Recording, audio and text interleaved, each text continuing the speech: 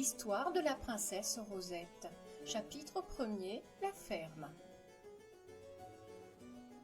Il y avait un roi et une reine qui avaient 3 filles. Ils aimaient beaucoup les 2 aînées, qui s'appelaient Orangine et Roussette, et qui étaient jumelles. Elles étaient belles et spirituelles, mais pas bonnes. Elles ressemblaient en cela au roi et à la reine. La plus jeune des princesses, qui avait 3 ans de moins que ses sœurs, s'appelait Rosette. Elle était aussi jolie qu'aimable, aussi bonne que belle. Elle avait pour marraine la fée Puissante, ce qui donnait de la jalousie à Orangine et à Roussette, lesquelles n'avaient pas eu de fée pour marraine. Quelques jours après la naissance de Rosette, le roi et la reine l'envoyèrent en nourrice à la campagne chez une bonne fermière. Elle y vécut très heureuse pendant 15 années, sans que le roi et la reine vinssent la voir une seule fois. Ils envoyaient tous les ans à la fermière une petite somme d'argent pour payer la dépense de Rosette, faisaient demander de ses nouvelles, mais ne la faisaient jamais venir chez eux et ne s'occupaient pas du tout de son éducation. Rosette eût été mal élevée et ignorante si sa bonne marraine, la fée Puissante, ne lui avait envoyé des maîtres et ne lui avait fourni tout ce qui lui était nécessaire. C'est ainsi que Rosette apprit à lire, à écrire, à compter, à travailler. C'est ainsi qu'elle devint très habile musicienne, qu'elle sut dessiner et parler plusieurs langues étrangères. Rosette était la plus jolie, la plus belle, la plus aimable et la plus excellente princesse du monde entier. Jamais Rosette n'avait désobéi à sa nourrice et à sa marraine. Aussi, jamais elle n'était grondée. Elle ne regrettait pas son père et sa mère qu'elle ne connaissait pas, et elle ne désirait pas vivre ailleurs que dans la ferme où elle avait été élevée. Un jour qu'elle était assise sur un banc devant la maison, elle vit arriver un homme en habit et chapeau galonné, qui, s'approchant d'elle, lui demanda s'il pouvait parler à la princesse Rosette. « Oui, sans doute, répondit Rosette, car c'est moi qui suis la princesse Rosette. »« Alors, princesse, reprit l'homme en ôtant son chapeau, veuillez recevoir cette lettre que le roi votre père m'a chargé de vous remettre. » Rosette prit la lettre, l'ouvrit et lut ce qui suit. « Rosette, vos sœurs ont 18 ans. Elles sont en âge d'être mariées. J'invite les princes et les princesses de tous les royaumes du monde à venir assister aux fêtes que je dois donner pour choisir des maris à vos sœurs. Vous avez 15 ans, vous êtes d'âge à paraître à ces fêtes.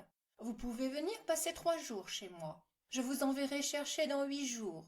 Je ne vous envoie pas d'argent pour vos toilettes, car j'ai beaucoup dépensé pour vos sœurs. D'ailleurs, personne ne vous regardera. Ainsi, habillez-vous comme vous voudrez. Le roi, votre père. » Rosette courut bien vite montrer la lettre à sa nourrice. « Es-tu contente, Rosette, d'aller à ces fêtes ? » ?»« Oh oui, ma bonne nourrice, bien contente, je m'amuserai bien, je connaîtrai mon père, ma mère, mes sœurs, et puis je reviendrai près de toi. »« Mais, dit la nourrice en hochant la tête, quelle toilette mettras-tu, ma pauvre enfant ? » ?»« Ma belle robe de percale blanche que je mets les jours de fête, ma bonne nourrice. » »« Ma pauvre petite, cette robe convenable pour la campagne sera bien misérable pour une réunion de rois et de princes. »« Et qu'importe, ma bonne, mon père dit lui-même que personne ne me regardera. Cela me mettra beaucoup plus à l'aise. Je verrai tout et personne ne me verra. » La nourrice soupira, ne répondit rien, et se mit à raccommoder, à blanchir et à repasser la robe de Rosette. La veille du jour où l'on devait venir la chercher, elle l'appela et lui dit « Voici, ma chère enfant, ta toilette pour les fêtes du roi.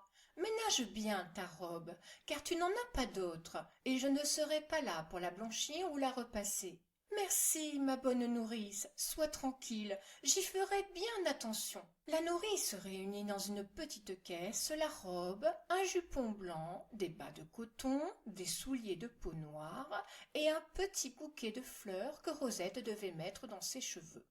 Au moment où elle allait fermer la caisse, la fenêtre s'ouvrit violemment. Et la fée Puissante entra. « Tu vas donc à la cour du roi ton père, ma chère Rosette ?» dit la fée. « Oui, chère marraine, j'y vais pour 3 jours. »« Et quelle toilette as-tu préparée pour ces 3 jours ?»« Voici, ma marraine, regardez. » Et elle montra la caisse encore ouverte. La fée sourit, tira un flacon de sa poche et dit: Je veux que ma Rosette fasse sensation par sa toilette. Ceci n'est pas digne d'elle. Elle ouvrit le flacon et versa une goutte de liqueur sur sa robe.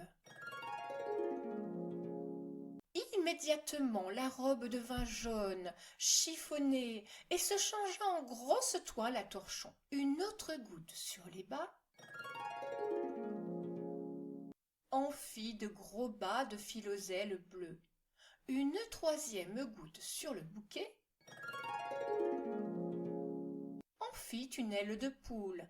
Les souliers devinrent de gros chaussons de lisière. Voilà, dit-elle d'un air gracieux, comment je veux que paraisse ma Rosette. Je veux que tu mettes tout cela, Rosette, et pour compléter ta parure, voici un collier, une attache pour ta coiffure et des bracelets. En disant ces mots, elle tira de sa poche et mit dans la caisse un collier de noisettes, une attache de nèfles et des bracelets en haricots secs. Elle baisa le front de Rosette stupéfaite et disparut. Rosette et la nourrice se regardaient ébahies. Enfin, la nourrice éclata en sanglots. C'était bien la peine de me donner tant de mal pour cette robe. Le premier torchon venu aurait aussi bien fait l'affaire. Oh, Rosette, ma pauvre Rosette, n'allez pas aux fêtes, prétextez une maladie. Oh non, dit Rosette, ce serait désobligeant pour ma marraine. Je suis sûre que ce qu'elle fait est pour mon bien, car elle est bien plus sage que moi. J'irai donc, et je mettrai tout ce que ma marraine m'a laissé. Et la bonne Rosette ne s'occupa pas davantage de sa toilette. Elle se coucha et dormit bien tranquillement. Le lendemain, à peine était-elle coiffée et habillée que le carrosse du roi vint la prendre. Elle embrassa sa nourrice, fit mettre sa petite caisse dans la voiture et partit.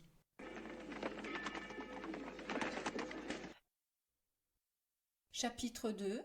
Rosette à la cour du roi son père. Première journée. On ne fut que 2 heures en route, car la ville du roi n'était qu'à 6 lieues de la ferme de Rosette. Quand Rosette arriva, elle fut étonnée de voir qu'on la faisait descendre dans une petite cour-salle.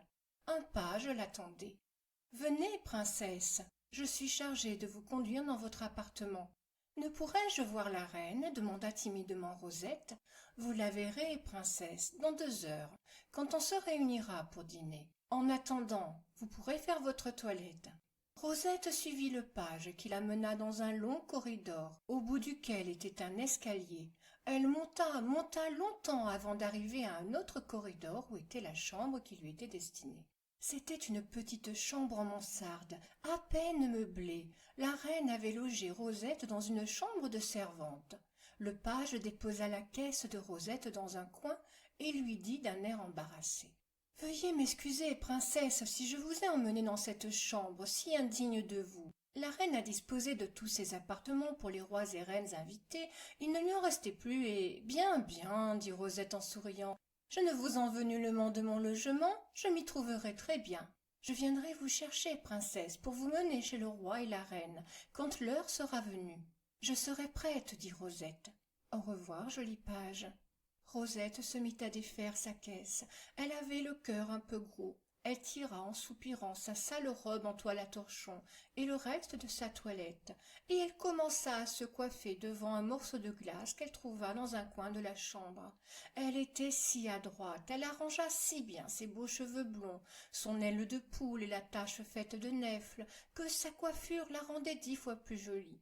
Quand elle fut chaussée, qu'elle eut revêtu sa robe, quelle ne fut pas sa surprise en voyant que sa robe était devenue une robe de brocart d'or brodée de rubis d'une beauté merveilleuse. Ses gros chaussons étaient de petits souliers en satin blanc, rattachés par une boucle d'un seul rubis d'une beauté idéale. Les bas étaient en soie, et si fins qu'on pouvait les croire tissus en fil d'araignée. Son collier était entouré de gros diamants, ses bracelets étaient en diamants les plus beaux qu'on eût jamais vus. Elle courut à sa glace et vit que l'aile de poule était devenue une aigrette magnifique, et que la tache en nèfles était une escarboucle d'une telle beauté, d'un tel éclat qu'une fée seule pouvait en avoir d'aussi belle. Rosette, heureuse, ravie, sautait dans sa petite chambre et remerciait tout haut sa bonne marraine qui avait voulu éprouver son obéissance et qui la récompensait si magnifiquement. Le page frappa à la porte, entra et recula, ébloui par la beauté de Rosette et la richesse de sa parure. Elle le suivit. Il lui fit descendre bien des escaliers, parcourir bien des appartements, et enfin il la fit entrer dans une série de salons magnifiques qui étaient pleins de rois, de princes et de dames. Chacun s'arrêtait et se retournait pour admirer Rosette, qui, honteuse d'attirer ainsi tous les regards, n'osait lever les yeux. Enfin le page s'arrêta et dit à Rosette: Princesse, voilà le roi et la reine. Elle leva les yeux et vit devant elle le roi et la reine qui la regardaient avec une surprise comique. Madame, lui dit enfin le roi, veuillez me dire quel est votre nom. Vous êtes sans doute une grande reine ou une grande fée, dont la présence inattendue est pour nous un honneur et un bonheur. Sire, dit Rosette en mettant à genoux à terre, je ne suis ni une fée, ni une grande reine, mais votre fille, Rosette, que vous avez bien voulu faire venir chez vous. Rosette, s'écria la reine, Rosette vêtue plus richement que je ne l'ai jamais été. Et qui donc, mademoiselle, vous a donné toutes ces belles choses? C'est ma marraine, madame. Et elle ajouta: Permettez-moi, madame, de vous baiser la main, et faites-moi connaître mes sœurs. La reine lui présenta sèchement sa main. Voilà les princesses vos sœurs, dit-elle en lui montrant Orangine et Roussette qui étaient à ses côtés. La pauvre Rosette, attristée par l'accueil froid de son père et de sa mère, se retourna vers ses sœurs et voulut les embrasser. Mais elles se reculèrent avec effroi, de crainte que Rosette, en les embrassant, n'enlevât le blanc et le rouge dont elles étaient fardées. Orangine mettait du blanc pour cacher la couleur un peu jaune de sa peau, et Roussette pour couvrir ses taches de rousseur. Rosette, repoussée par ses sœurs, ne tarda pas à être entourée de toutes les dames et de tous les princes invités. Comme elle causait avec grâce et bonté et qu'elle parlait diverses langues, elle charma tous ceux qui l'approchaient. Orangine et Roussette étaient d'une jalousie affreuse. Le roi et la reine étaient furieux, car Rosette absorbait toute l'attention. Personne ne s'occupait de ses sœurs. À table, le jeune roi charmant, qui avait le plus beau et le plus grand de tous les royaumes, et qu'Orangine espérait épouser, se plaça à côté de Rosette et fut occupé d'elle pendant tout le repas. Après le dîner, pour forcer les regards de se tourner vers elle, Orangine et Roussette proposèrent de chanter. Elles chantaient très bien et s'accompagnaient de la harpe.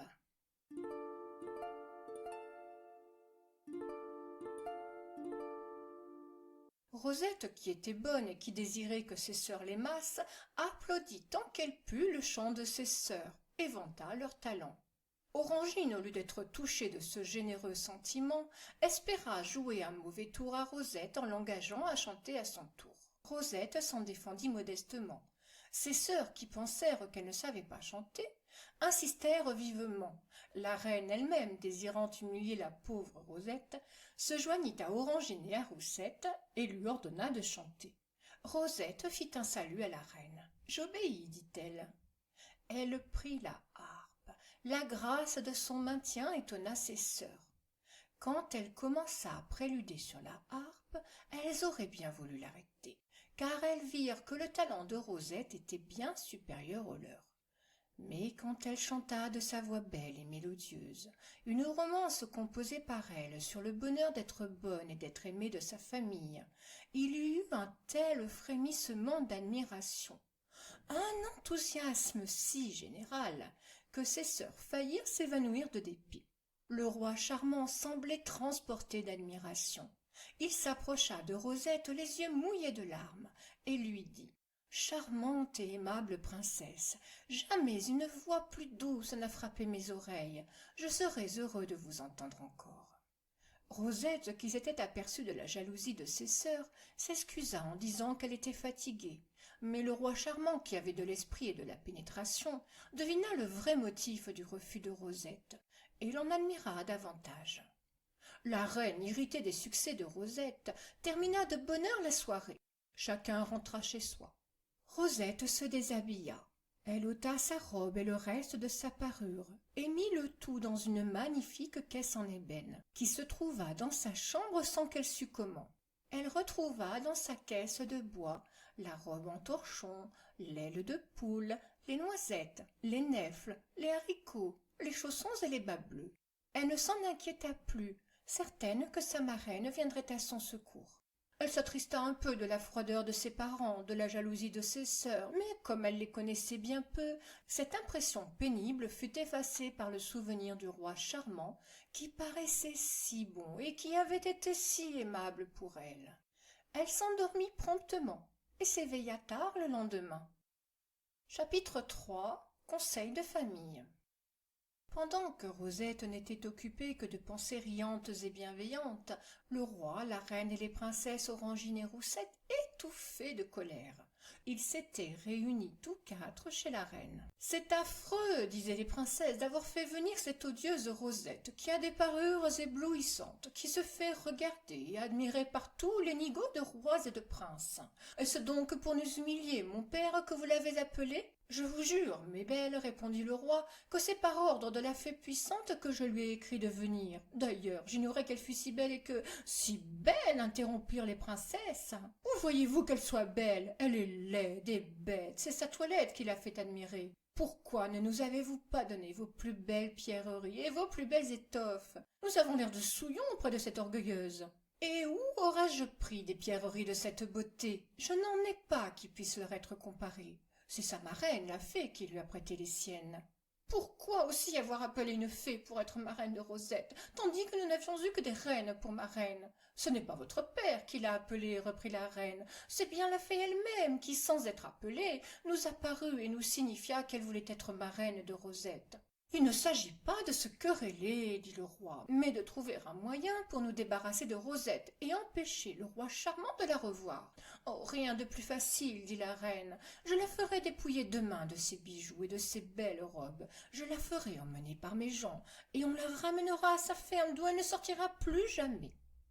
À peine la reine eut-elle achevé ces mots que la fée puissante parut, l'air menaçant et irrité. Si vous touchez à Rosette, dit-elle d'une voix tonnante, si vous ne la gardez ici, et si vous ne la faites assister à toutes les fêtes, vous ressentirez les effets de ma colère. Vous, roi indigne, vous, reine sans cœur, vous serez changés en crapauds, et vous, filles et sœurs détestables, vous deviendrez des vipères. Osez maintenant toucher à Rosette. En disant ces paroles, elle disparut. Le roi, la reine et les princesses, terrifiées, se séparèrent sans oser prononcer une parole, mais la rage dans le cœur. Les princesses dormirent peu et furent encore plus furieuses le lendemain quand elles virent leurs yeux battus, leurs traits contractés par la méchanceté. Elles eurent beau mettre du rouge, du blanc, battre leurs femmes, elles n'en furent pas plus jolies. Le roi et la reine se désolaient autant que les princesses et ne voyaient pas de remède à leur chagrin. Chapitre 4. Seconde journée. Une grosse servante apporta à Rosette du pain et du lait et lui offrit ses services pour l'habiller. Rosette, qui ne se souciait pas que la grosse servante vît la métamorphose de sa toilette, la remercia et dit qu'elle avait l'habitude de s'habiller et de se coiffer seule. Elle commença sa toilette.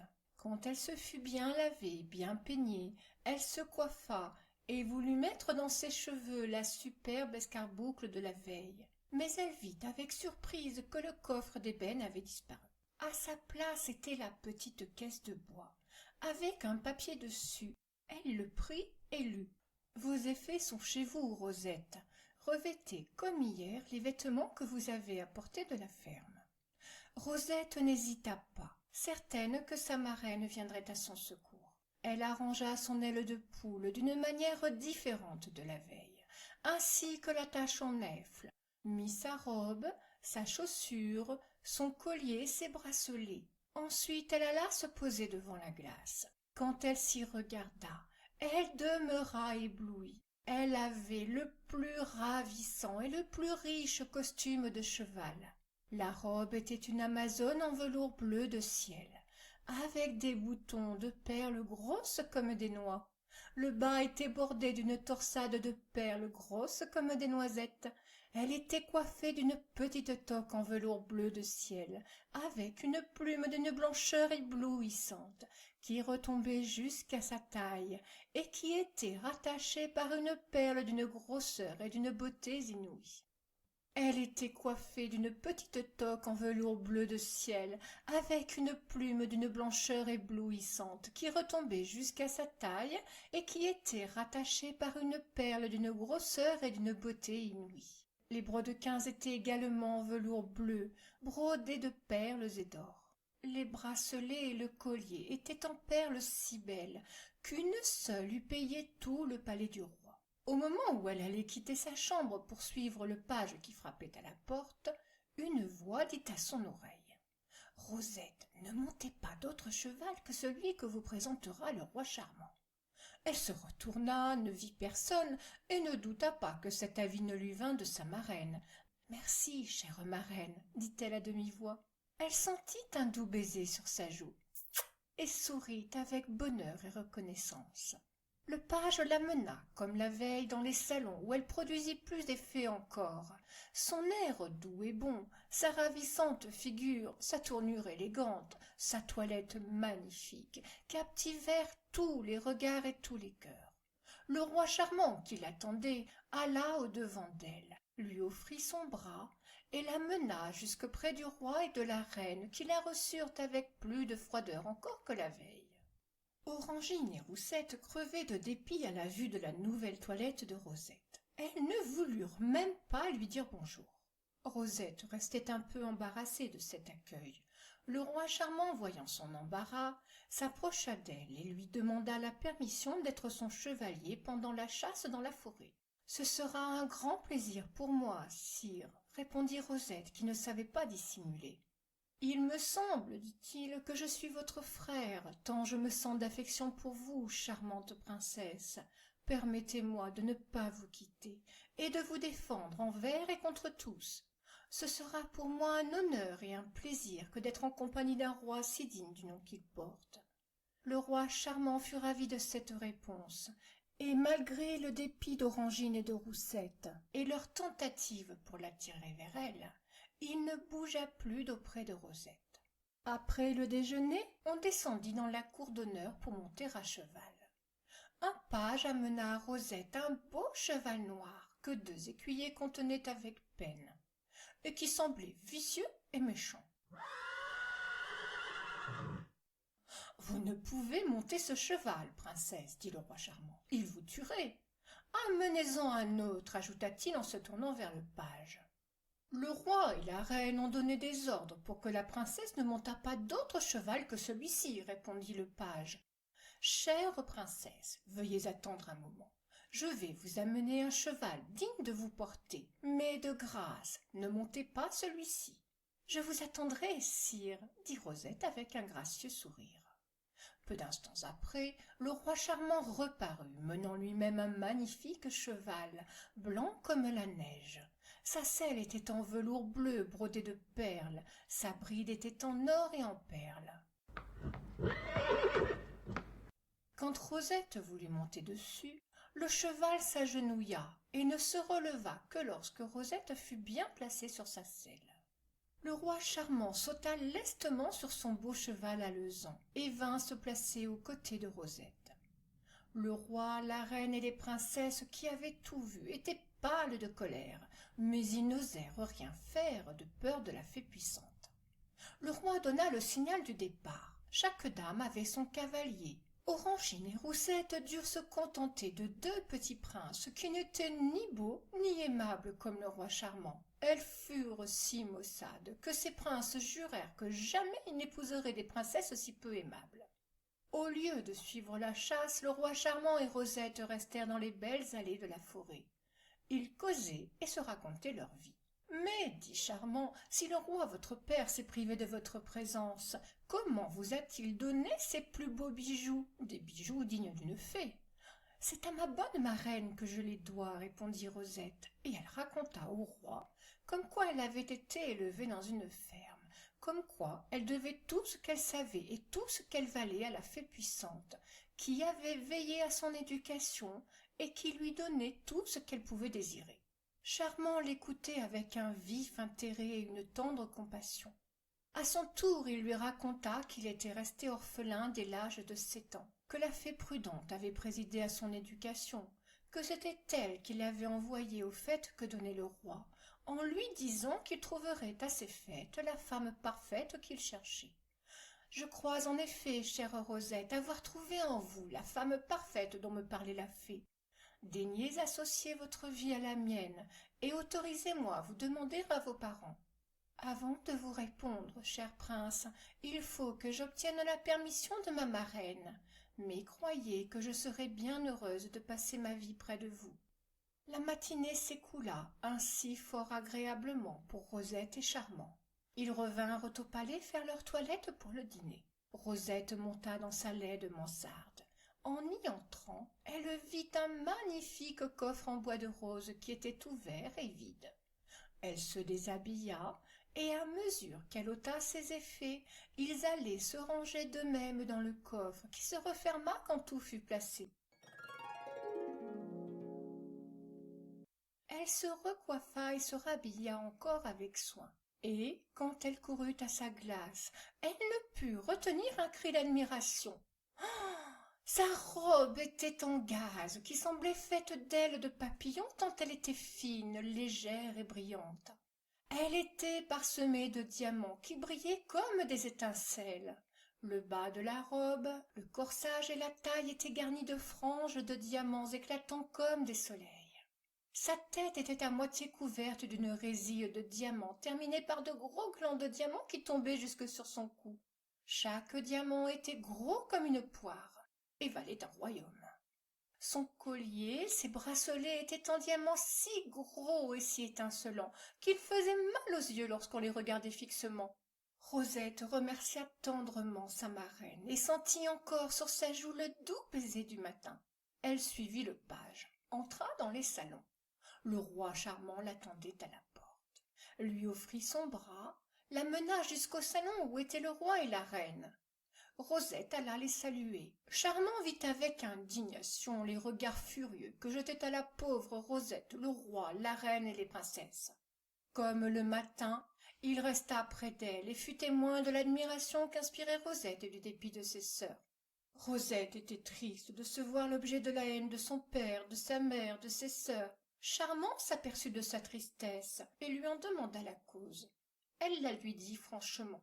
« Quand donc, chère Rosette, me permettrez-vous de vous demander à votre père? Dans mon royaume, tout le monde vous aimera, et moi, plus que tous les autres. Demain, cher prince, je vous transmettrai la réponse de ma marraine, que j'interrogerai à ce sujet. » On alla dîner. Charmant se plaça près de Rosette, qui causa de la manière la plus agréable. Après dîner, le roi donna des ordres pour que le bal commençât. Orangine et Roussette, qui prenaient des leçons de danse depuis 10 ans, dansèrent très bien, mais sans grâce. Elles savaient que Rosette n'avait jamais eu occasion de danser, de sorte qu'elles annoncèrent d'un air moqueur que c'était au tour de Rosette. La modeste Rosette s'en défendit vivement, parce qu'il lui répugnait de se montrer en public et d'attirer les regards, mais plus elle se défendait et plus les envieuses sœurs insistaient, espérant qu'elle allait enfin avoir l'humiliation d'un échec. La reine mit fin au débat, en commandant impérieusement à Rosette d'exécuter la danse de ses sœurs. Rosette se mit en devoir d'obéir à la reine. Charmant, voyant son embarras, lui dit « Je serai votre cavalier, chère Rosette. Quand vous ne saurez pas un pas, laissez-moi l'exécuter seul. » « Merci, cher prince, je reconnais là votre bonté. Je vous accepte avec joie pour cavalier, et j'espère que je ne vous ferai pas rougir. » Rosette et Charmant commencèrent. Jamais on n'avait vu une danse plus gracieuse, plus vive, plus légère. Chacun les regardait avec une admiration croissante.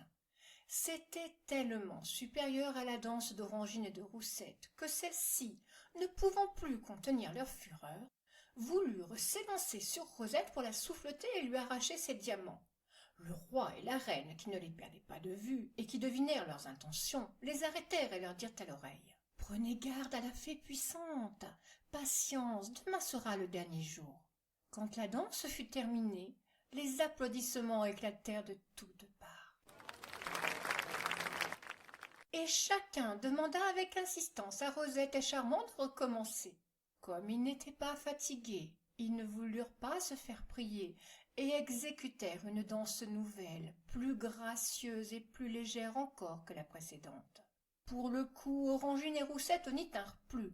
La colère les suffoquait. Elles s'évanouirent. On les emporta sans connaissance. Leur visage était tellement enlaidi par la colère et l'envie qu'elles n'étaient plus jolies du tout. Personne ne les plaignait, parce que tout le monde voyait leur jalousie et leur méchanceté.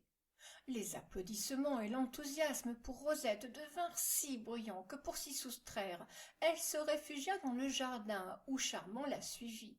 Ils se promenèrent le reste de la soirée et s'entretinrent de leurs projets d'avenir, si la fée puissante permettait à Rosette d'unir sa vie à celle de Charmant. Les diamants de Rosette brillaient d'un tel éclat que les allées où il marchait, les bosquets où il s'asseyait, semblaient éclairés par 1000 étoiles. Il fallut enfin se séparer. « À demain, dit Charmant, j'espère demain pouvoir dire à toujours. » Rosette monta dans sa chambre. Quand elle fut déshabillée, sa riche parure alla se ranger dans un coffre plus beau que les précédents. Il était en ivoire sculpté, garni de clous en turquoise. Quand Rosette fut déshabillée et couchée, elle éteignit sa bougie et dit à demi-voix: « Ma chère, ma bonne marraine, que dois-je répondre demain au roi Charmant? Dictez ma réponse, chère marraine. Quoi que vous m'ordonniez, je vous obéirai. » « Dites oui, ma chère Rosette, répondit la voix douce de la fée. C'est moi qui ai arrangé ce mariage. C'est pour vous faire connaître le roi Charmant que j'ai forcé votre père à vous faire assister à ces fêtes. Rosette remercia la bonne fée et s'endormit après avoir senti sur ses deux joues le baiser maternel de sa protectrice. Chapitre dernier. Troisième et dernière journée. Pendant que Rosette dormait paisiblement, le roi, la reine, Orangine et Roussette rugissaient de colère, se querellaient, s'accusaient réciproquement des succès de Rosette et de leur propre humiliation. Un dernier espoir leur restait.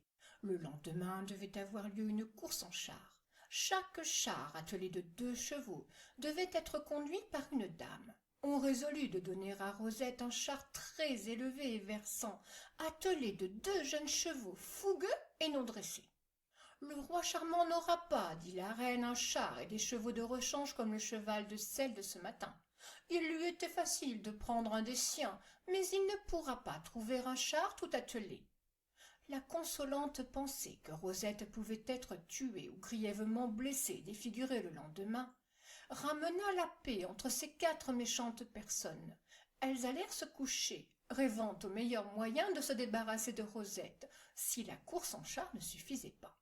Orangine et Roussette dormirent peu, de sorte qu'elles étaient encore plus laides et plus défaites que la veille. Rosette, qui avait la conscience tranquille et le cœur content, reposa paisiblement toute la nuit. Elle avait été fatiguée de sa journée et elle dormit tard dans la matinée. Quand elle s'éveilla, elle avait à peine le temps de faire sa toilette. La grosse fille de basse-cour lui apporta sa tasse de lait et son morceau de pain bis. C'étaient les ordres de la reine, qui voulait qu'elle fût traitée comme une servante. Rosette n'était pas difficile. Elle mangea son pain grossier et son lait avec appétit, et commença sa toilette. Le coffre d'ivoire avait disparu. Elle mit, comme les jours précédents, sa robe de torchon, son aile de poule et les accessoires, et alla se regarder dans la glace. Elle avait un costume d'Amazone en satin paille brodé devant et au bas de saphirs et d'émeraudes. Sa toque était en velours blanc, ornée de plumes de 1000 couleurs empruntées aux oiseaux les plus rares et rattachée par un saphir gros comme un œuf. Elle avait au cou une chaîne de montre en saphirs admirables, au bout de laquelle était une montre dont le cadran était une opale. Le dessus, un seul saphir taillé, et le verre un diamant. Cette montre allait toujours, ne se dérangeait jamais et n'avait jamais besoin d'être remontée. Rosette entendit frapper à sa porte et suivit le page. En entrant dans le salon, elle aperçut le roi Charmant qui l'attendait avec une vive impatience. Il se précipita au-devant de Rosette, lui offrit son bras et dit avec empressement: « Eh bien, chère princesse, que vous a dit la fée? Quelle réponse me donnerez-vous » ? « Celle que me dictait mon cœur, cher prince. Je vous consacrerai ma vie, comme vous me donnez la vôtre. » « Merci, 100 fois merci, chère, charmante Rosette. Quand puis-je vous demander à votre père? Au retour de la course au char, cher prince. Me permettrez-vous d'ajouter à ma demande celle de conclure notre mariage aujourd'hui même, car j'ai hâte de vous soustraire à la tyrannie de votre famille et de vous emmener dans mon royaume. » Rosette hésitait. La voix de la fée dit à son oreille: « Acceptez. » La même voix dit à l'oreille de Charmant: « Pressez le mariage, prince, et parlez au roi sans retard. La vie de Rosette est menacée, et je ne pourrai pas veiller sur elle pendant 8 jours à partir de ce soir au coucher du soleil. » Charmant tressaillit et dit à Rosette ce qu'il venait d'entendre. Rosette répondit que c'était un avertissement qu'il ne fallait pas négliger, car il venait certainement de la fée puissante. Elle alla saluer le roi, la reine, ses sœurs. Aucun ne lui parla ni ne la regarda. Elle fut immédiatement entourée d'une foule de princes et de rois, qui tous se proposaient de la demander en mariage le soir même. Mais aucun n'osa lui en parler, à cause de Charmant qui ne la quittait pas. Après le repas, on descendit pour prendre les chars. Les hommes devaient monter à cheval et les femmes conduire les chars. On amena pour Rosette celui désigné par la reine. Charmant saisit Rosette au moment où elle sautait dans le char et la déposa à terre. « Vous ne monterez pas dans ce char, princesse, regardez les chevaux !» Rosette vit alors que chacun des chevaux était contenu par 4 hommes, et qu'ils piaffaient et sautaient avec fureur. Au même instant, un joli petit jockey vêtu d'une veste de satin paille avec des nœuds bleus cria d'une voix argentine: « L'équipage de la princesse Rosette !» Et on vit approcher un petit char de perles et de nacre, attelé de 2 magnifiques chevaux blancs, dont les harnais étaient en velours paille orné de saphirs. Charmant ne savait s'il devait laisser Rosette monter dans un char inconnu. Il craignait encore quelque scélératesse du roi et de la reine. La voix de la fée dit à son oreille: « Laissez monter Rosette. Ce char et ses chevaux sont un présent de moi. Suivez-la partout où l'amènera son équipage. La journée s'avance. Je n'ai que quelques heures à donner à Rosette. Il faut qu'elle soit dans votre royaume avant ce soir. » Charmant aida Rosette à monter dans le char et sauta sur son cheval. Tous les chars partirent, celui de Rosette partit aussi. Charmant ne le quittait pas d'un pas. Au bout de quelques instants, 2 chars montés par des femmes voilées cherchèrent à devancer celui de Rosette. L'un d'eux se précipita avec une telle force contre celui de Rosette qu'il l'eût inévitablement mis en pièces, si ce char n'eût pas été fabriqué par les fées. Ce fut donc le char lourd et massif qui fut brisé. La femme voilée fut lancée sur des pierres où elle resta étendue sans mouvement. Pendant que Rosette, qui avait reconnu Orangine, cherchait à arrêter ses chevaux, l'autre char s'élança sur celui de Rosette et l'accrocha avec la même violence que le premier. Il éprouva aussi le même sort, il fut brisé, et la femme voilée lancée sur des pierres qui semblèrent se placer là pour la recevoir. Rosette reconnut Roussette. Elle allait descendre lorsque Charmant l'en empêcha en disant: « Écoutez, Rosette. » « Marchez, dit la voix, le roi court avec une troupe nombreuse pour vous tuer tous les 2. Le soleil se couche dans peu d'heures. Je n'ai que le temps de vous sauver. Laissez aller mes chevaux. Abandonnez le vôtre, roi Charmant. » Charmant sauta dans le char près de Rosette, qui était plus morte que vive. Les chevaux partirent avec une vitesse telle qu'ils faisaient plus de 20 lieues à l'heure. Pendant longtemps, ils se virent poursuivis par le roi, suivis d'une troupe nombreuse d'hommes armés, mais qui ne purent lutter contre des chevaux fées. Le char volait toujours avec rapidité. Les chevaux redoublaient tellement de vitesse qu'ils finirent par faire 100 lieues à l'heure. Ils coururent ainsi pendant 6 heures, au bout desquelles ils s'arrêtèrent au pied de l'escalier du roi Charmant. Tout le palais était illuminé. Toute la cour en habit de fête attendait le roi au bas du perron. Le roi et Rosette, surpris, ne savaient comment s'expliquer cette réception inattendue. À peine Charmant eut-il aidé Rosette à descendre du char qu'ils virent devant eux la fée puissante qui lui dit: « Soyez les bienvenus dans vos états, roi Charmant, suivez-moi. Tout est préparé pour votre mariage. Menez Rosette dans son appartement pour qu'elle change de toilette, pendant que je vous expliquerai ce que vous ne pouvez comprendre dans les événements de cette journée. J'ai encore 1 heure à moi. » La fée et Charmant menèrent Rosette dans un appartement orné et meublé avec le goût le plus exquis. Elle y trouva des femmes pour la servir. « Je viendrai vous chercher dans peu, chère Rosette, dit la fée, car mes instants sont comptés. » Elle sortit avec Charmant et lui dit: « La haine du roi et de la reine contre Rosette était devenue si violente qu'ils étaient résolus à braver ma vengeance et à se défaire de Rosette. Voyant que leur ruse de la course en char n'avait pas réussi, puisque j'ai substitué mes chevaux à ceux qui devaient tuer Rosette, ils résolurent d'employer la force. Le roi s'entoura d'une troupe de brigands qui lui jurèrent tous une aveugle obéissance. Ils coururent sur vos traces, et comme le roi voyait votre amour pour Rosette et qu'il prévoyait que vous la défendriez jusqu'à la mort, il résolut de vous sacrifier aussi à sa haine. Orangine et Roussette, qui ignoraient ce dernier projet du roi, tentèrent de faire mourir Rosette par le moyen que vous avez vu, en brisant son char, petit et léger, avec les leurs, pesants et massifs. Je viens de les punir tous comme ils le méritent. Orangine et Roussette ont eu la figure tellement meurtrie par les pierres qu'elles sont devenues affreuses. Je les ai fait revenir de leur évanouissement. J'ai guéri leurs blessures, mais en laissant les hideuses cicatrices qui les défigurent. J'ai changé leurs riches costumes en ceux de pauvres paysannes, et je les ai mariées sur-le-champ avec 2 palefreniers brutaux qui ont mission de les battre et maltraiter jusqu'à ce que leur cœur soit changé, ce qui n'arrivera sans doute jamais. Quant au roi et à la reine, je les ai métamorphosés en bêtes de somme, et je les ai donnés à des maîtres méchants et exigeants qui leur feront expier leur scélératesse à l'égard de Rosette. De plus, ils sont tous 4 transportés dans votre royaume et condamnés à entendre sans cesse louer Rosette et son époux. Il me reste une recommandation à vous faire, cher prince. Cachez à Rosette la punition que j'ai dû infliger à ses parents et à ses sœurs. Elle est si bonne que son bonheur en serait troublé, et je ne veux ni ne dois faire grâce à des méchants dont le cœur est vicieux et incorrigible. » Charmant remercia vivement la fée et lui promit le secret. Ils allèrent chercher Rosette qui était revêtue de la robe de noces préparée par la fée. C'était un tissu de gaze d'or brillante, brodé de plusieurs guirlandes de fleurs et d'oiseaux en pierreries de toutes couleurs, d'une admirable beauté. Les pierreries qui formaient les oiseaux étaient disposées de manière à produire au moindre mouvement que faisait Rosette un gazouillement plus doux que la musique la plus mélodieuse. Rosette était coiffée d'une couronne de fleurs en pierreries plus belles encore que celles de la robe. Son cou et ses bras étaient entourés d'escarboucles qui brillaient comme des soleils. Charmant resta ébloui de la beauté de Rosette.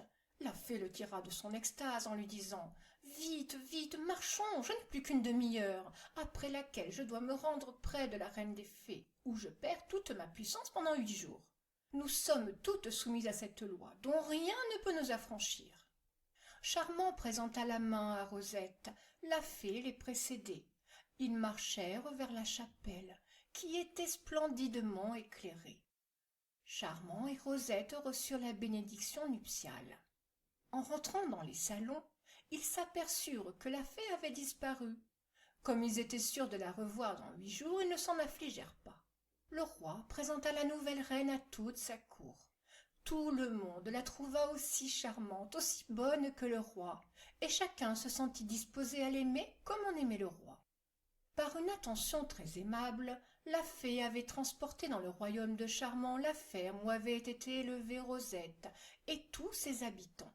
Cette ferme se trouva placée au bout du parc, de sorte que Rosette pouvait tous les jours, en se promenant, aller voir sa nourrice.